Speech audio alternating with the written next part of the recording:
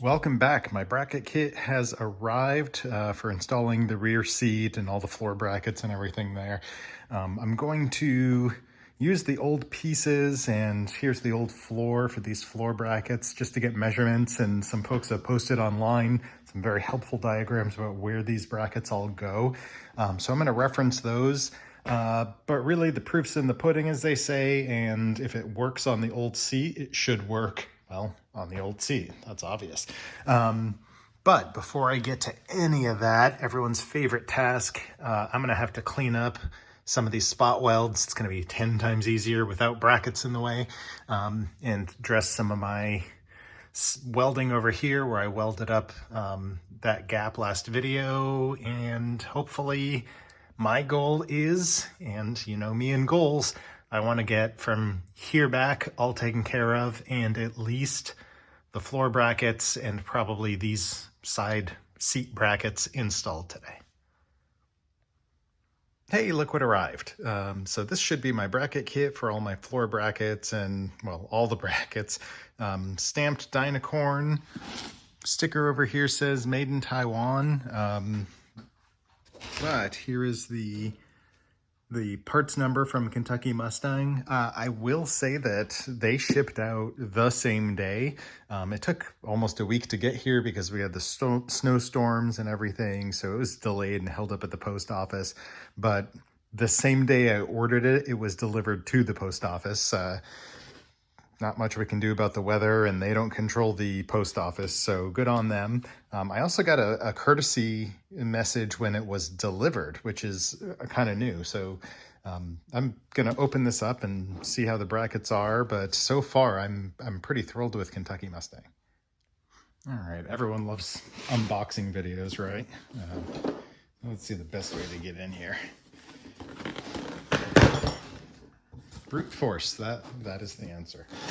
All right, so it looks like just a box of parts, which that's basically what I ordered. There's no padding or anything thrown in, and I guess that doesn't matter so much. It's all just sheet metal anyway. So it looks like everything's in the welded through primer that Dynacorn likes to use. Let me just make sure I've got everything that I should. And again, most of these I'm not even using.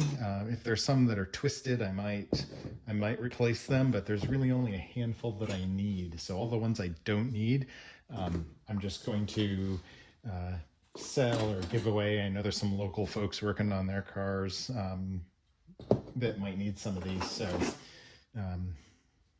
yeah, but generally speaking, these feel like they might be more robust than what's on the car. I know this is, I might be wrong about this, but this is for the rear seats, and these, just at first glance, these are, I don't know if you can see that, a good 1/8 inch thick. That is not messing around.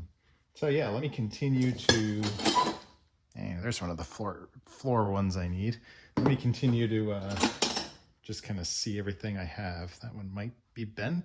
I don't think it comes like that.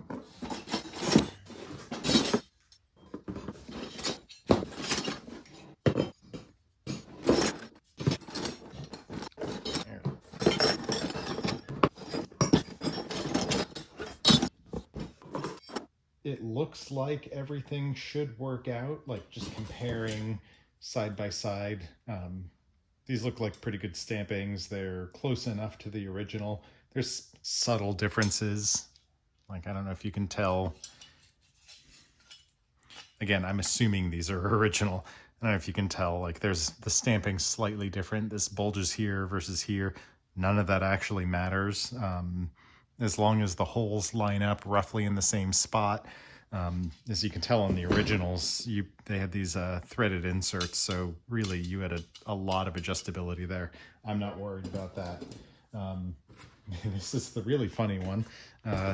So this is what I was working with, and I only had one of them. This is the replacement. Yeah, I'd say the new one's in a little bit better shape. There was a subtle difference I noticed on these rear brackets. It looks like they're going to line up just fine in that dimension. The only thing that's different that honestly isn't going to matter. And let me see if I can line that up and show you. The new bracket is maybe 1/8 of an inch wider, maybe a little bit more. Again, not a big deal. No one's going to notice except you now that I've shown you. So hey, whoever winds up with this car in the future, if they go back and look at these videos, they'll go, oh no, the brackets aren't original. So, okay, there we are. I'm pretty happy. I'm pretty happy with Kentucky Mustang. They'll definitely be in the rotation of places I look when I'm looking for parts in the future. So, as fun as watching grinding is, I figured I'd take the opportunity and talk about something a little different. I was chatting with someone who's restoring their own Mustang, and they were asking me, hey, what are your plans for the car? Are you going to put in mini tubs? What's your vision? And I realized that I don't think I've ever made a video about that before. Short and sweet, my vision is mostly stock, or at least stock-ish. Just about everything I'm planning to do to upgrade on this car are things like safety upgrades, and I might list them. Torque boxes, things like that that are period correct and drivability and safety things. The only exception to that is the drivetrain. I know it's non-original. It's got a 1980 block and a 1969 FMX transmission. So I think what I'm planning to do, I want to keep it relatively close to the spirit of the original car. It was a small block, so I'm going to keep it small block, as tempting as it might be to drop an FE engine in there. And also it's a GTA, so I'm going to keep it an automatic. Again, it would be really fun to have a manual shift car again, but we're going to keep it in the spirit of the original GTA small block car. Now, that said, I might see about a stroked engine, something with a little more oomph, make it a little more fun. I might even paint it in original color. Still debating, a long way off before I decide paint, but that's the plan. Okay, I got all of my welds ground down. I might need to touch up just a couple other spots. There's a couple pinholes that I'm not happy with. I'm trying to be a little less critical, especially at some of these back here. They're going to be covered, literally never going to be seen. So as long as I've got good penetration and everything's good to go there, I'm going to try to leave them alone. But when it's kind of egregious, like, and there might be too much reflection, but like that, I'm going to go back and fill that up and grind it smooth. Anyway, I am test fitting up these brackets, and I've just got a little, one of these little magnetic L's, squares, if you will, half square, just to kind of hold it in place. Now, the measurements that I have found, I need to confirm these with the seat themselves, but 7 inches from the rocker back here and 2 inches here. So obviously I need to adjust a little bit. But one thing I'm noticing is no matter kind of where it sits, I've got a gap at the front here or at the back. So I don't know if you can see that. It creates kind of a pivot point, which tells me that this center bracket, there's kind of 3 spots that it hits the floor. At the back, at the front, and then in the middle. This middle seems to be further down, and it's pivoting on that. So I was wondering, like, oh, what does the original bracket, or the one that came with the car, look like if I were to put it in the same spot? And lo and behold, it kind of pivots in the same spot. So I think for whatever reason, I think the floor is higher here, just the way that this stamping wound up. So probably what I'm going to do, since the frame rail hasn't moved, it's still the frame rail that keeps saying original. I don't know if it's original, but let's assume it is. The original frame rail, or at least original to me, and the rear upper torque box, I didn't remove this. So those two are in the same spot. So let's assume it is the floor that's a different height. So I think what I'm going to do is, first off, see if I can bend that spot right here. sorry, right here on this one, it does have a little bit of a bump down. I'm going to try to see if I can just manipulate it up and get it to lay a little better. I might just position this one and call it good, or I might save these for later and go to the floor brackets, just so I can get something accomplished here, because yeah, just one afternoon this weekend and I'm starting to run out of daylight. Okay, I'm gonna see about getting the floor brackets in. If that's something I can knock out this evening, I'll be pretty thrilled, and one more thing off the checklist. So this is the floor that came with the car, presumably original. And you can see these are welded. Well, maybe not original because it still has that blobby welding everywhere. So it's possible these were replaced. Regardless, this floor has a nice little notch going in this direction to kind of use as a guide. My new floor does not have this notch going front to back like that. But these brackets do seem to line up with this ridge in the floor. So what I did was, the easiest way to check what's going on here is to look and see where they hook in underneath the seat. So I went over here, grabbed the seat, and here's where that hooks in on either side, there and there. The distance, dead center on these, is 19 inches even to the very middle and the very middle. And let me grab one of those brackets. So if I can do this properly, and if I can put it in frame. So if this is on the floor, it winds up going right underneath there. And you can tell there's a little bit of playroom back and forth on that. So, you know, if I'm off the tiny bit, it's not a big deal. But we're gonna aim for that smack dead on center. So here's what I've done. Because I don't have nice little guides to show where things go. Here's what I did. I set up my laser level here, and I put that smack dab in the middle of the cowl, right where the cowl crease is, and lined that up. This is going to be tough to see with all the lights, but lined that up so it's lined up with not the trunk, I'm not worried about the trunk, but smack dab, words are hard, smack dab center at the back of the car. And this gave me a nice, well, it'd be great if I got out of the way, a nice center line right along here, just to show me where the middle was. From there, I've got a level above the transmission tunnel here, and lined up the middle of the level with that vertical line. So that's essentially a datum line showing the center line of the car. And that 19 inches, half of 19 is 9.5. So I measured from there, 9.5 on either side, and dropped down. So that should give me the right width centered on the car. And like we saw, it's got wiggle room.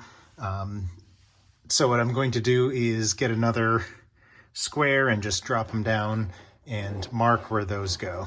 So that is the plan there. And I don't know if I showed you, it is actually level. So that's the plan there to locate where these go. And I'm going to go ahead and mark them once I get them all measured and I'm confident.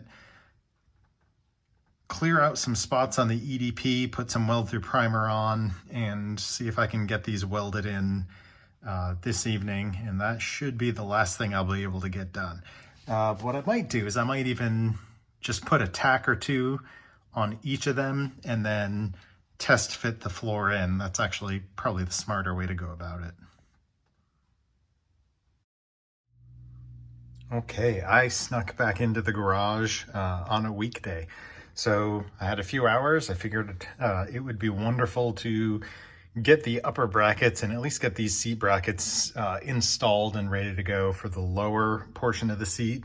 Lower brackets, got those all cleaned up. Maybe you saw in the time lapse, cleaned up a little of the cheapy primer on there.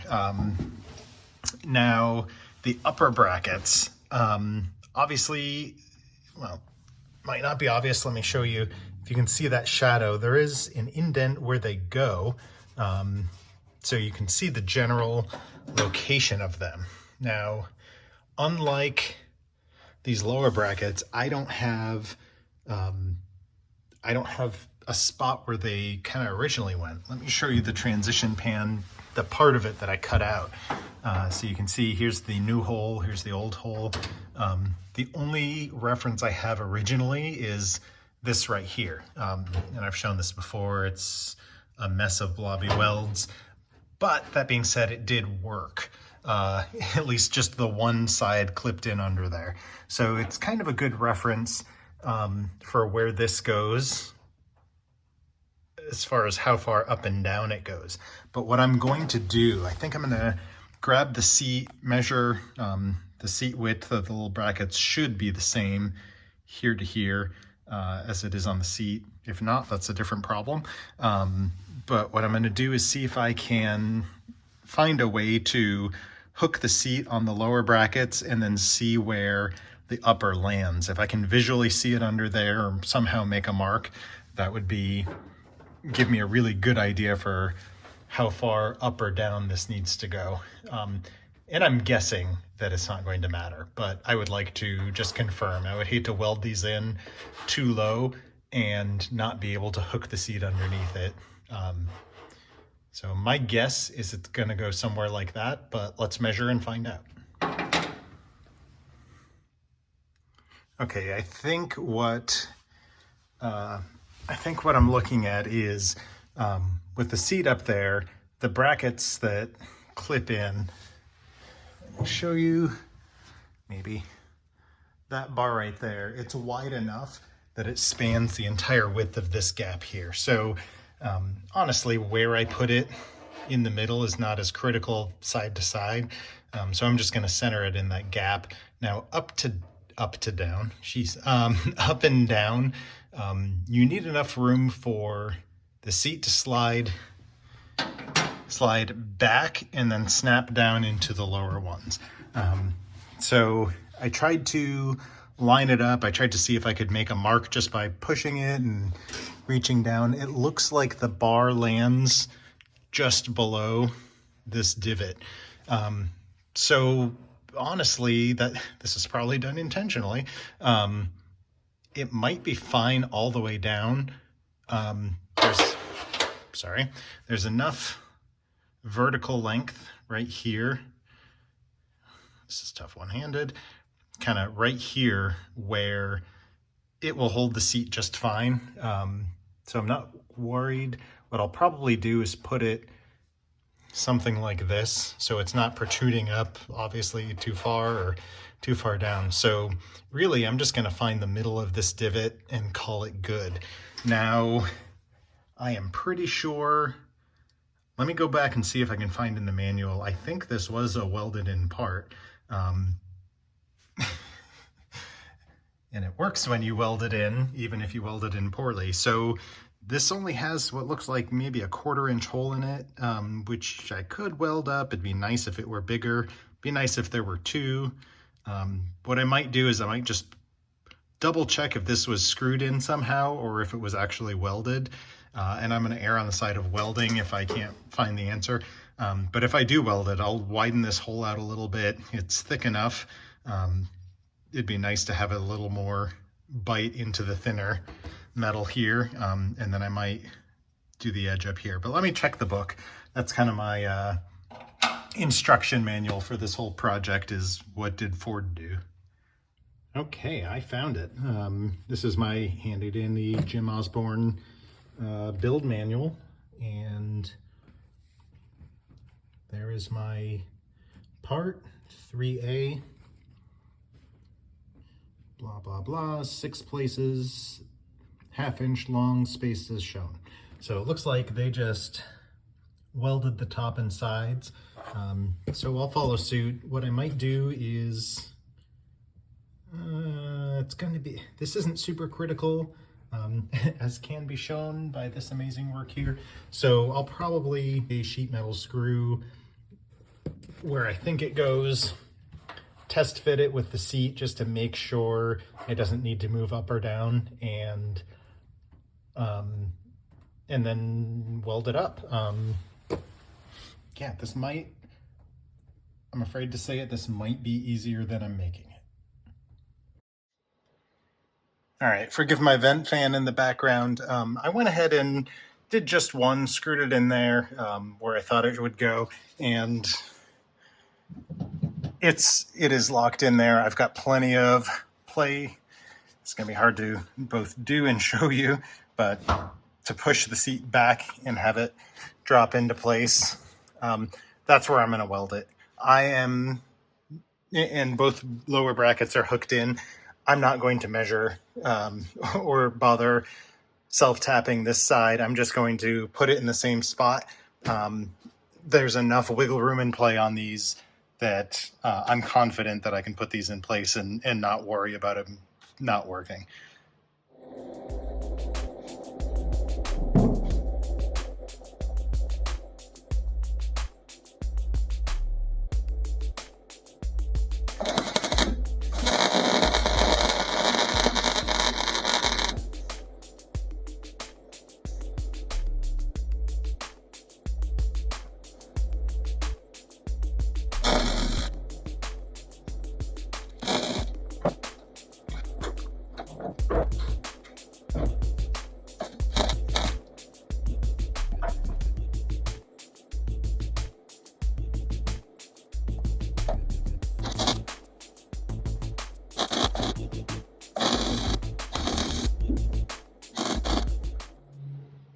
Okay, check it out. This grody old seat is installed.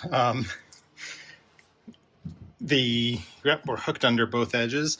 The frame on this seat's bent a little upward, so this side raises up, but obviously it goes, well, maybe not obvious. It's hard to hold a camera and manipulate it, but both sides I looked underneath are hooked, and they're obviously hooked at the top. So I'm going to call that a successful install.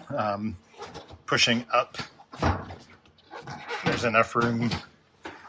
Let's see if I can single-handedly. Okay, well, pushing up, there's enough room to, I don't know if you can see that, slide the seat up into the bracket and on both sides and disconnect the front. So there we go. At any rate, so what I'm going to do now, I went ahead and just kind of took my my little sanding disc and went around and just took any edges off of these welds.